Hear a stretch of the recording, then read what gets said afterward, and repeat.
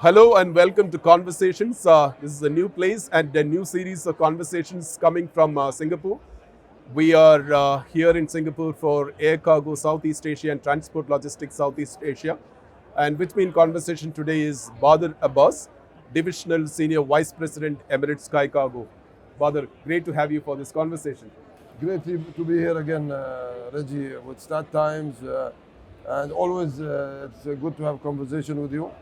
I think it's been 2025 has been quite a ride for us. And we've had a fair share of headwinds and tailwinds. But that's what keeps the industry moving. Badr, I want to start off by asking you to reflect on 2025, given the kind of uncertainties, volatility that we have seen in the global trade as well as global air freight market. What are your reflections of a global air freight market in 2025 with specific reference to Emirates SkyCargo?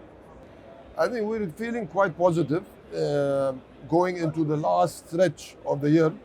Demand has been strong across key trade lanes, especially from Asia, and the momentum looks good. What really helps us is the Emirates SkyCargo is the flexibility of our network, over 150 destinations, a modern fleet of Boeing 777 freighters, and a wide-body passenger aircraft fleet that adds tremendous belly capacity. So when markets move, we can also move with them. So that's the flexibility we have and makes us successful. I think also our peak season is all about being ready, and we are heading into, whether it's e-commerce out of Asia, or perishables heading into Europe and the Middle East. So we're set up to respond fast and deliver reliability. Did you have to make significant network adjustments in response to the shifting demands and global trade? Yeah, it's definitely been a dynamic year. Tariffs, trade tensions, and shifting manufacturing bases have reshaped traditional trade routes, but at the same time, they've opened up new ones. So we've learned to stay agile when trade flows change. We redeploy aircraft, adjust schedules, and work closely with our customers to keep goods moving. So disruption isn't something new to us. It's part of our industry. What's important is how fast you adopt, and that's something Emirates SkyCargo has done well. We've seen a lot of shift in capacity from Trans-Pacific to Asia, Europe, and Asia, Middle East. So that's putting pressure on the rates, and there has been also growth at the same time coming from these lanes. So that is also positive. One shift focus into your fleet modernization and new freighters in the light of a recent unfortunate event that happened in Hong Kong International Airport. Is there a reconsideration of the current wet leasing policies for 747-400 freighters? Not really. Our wet lease strategies remains an important part of how we operate. It gives us flexibility to add capacity quickly and serve our customers when and where demand peaks. So of course, safety is always our top priority. We only work with operators who meet the highest standards.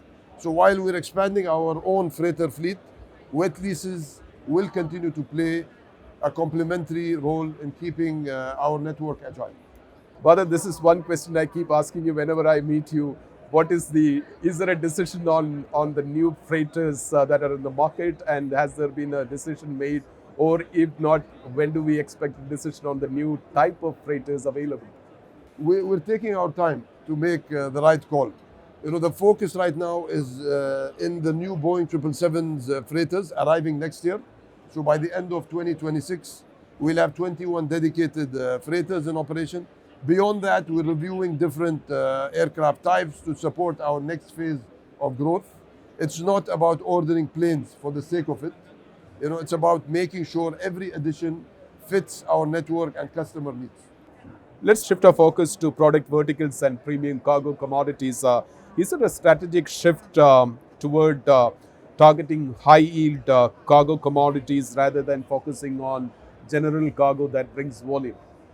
I would say it's more about expanding our range rather than shifting away from general cargo. General cargo will always be a big part of what we do, but we've built strong specialist products because that's where our customers' needs are evolving. Our pharma product, for example, Emirates Vital, continues to grow rapidly, supported by world-class temperature control and GDP-certified facilities. We have the world's largest temperature control facility in Dubai. And we've done the same with fresh produce, valuables, and express cargo. These shipments demand precision and trust, and that's where SkyCargo really stands out. Okay, Middle East, particularly UAE, is emerging as a top destination for billions of dollars of investment in AI infrastructure with massive data centers driving technological advancement. What's your perspective on growth potential for high-tech cargo commodities like semiconductors and other equipment related to fab industry? Definitely, the UAE's push into AI and advanced technology is creating an entirely new class of cargo.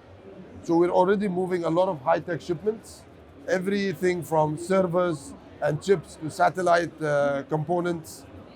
We were proud to carry Khalifa, the first satellite built entirely in the UAE by Emirati engineers at the Mohammed bin Rashid Space Center, which flew from Dubai to South Korea.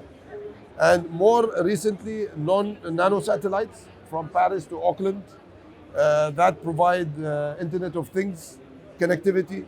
These moves show how Dubai is becoming a key logistics hub for technology and innovation.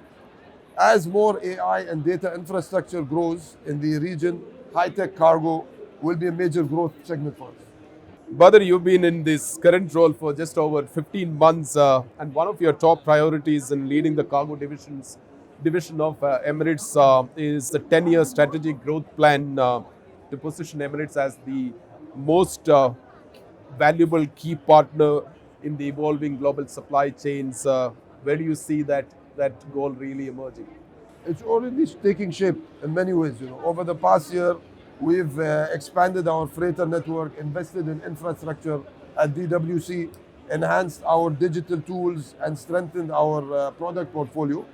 The long-term vision is to make Emirates SkyCargo a true logistics partner, one that connects every part of the supply chain with reliability and innovation. So we're building a platform, for the future, not just a network of routes. Emirates has just completed 40 years of operation and an incredible journey building an aviation behemoth from almost nothing 4 decades back. You've been part of that journey for almost 26 years. What is one standout highlight of your life with Emirates? There have been so many great moments, but what stands out most is our constant reinvention.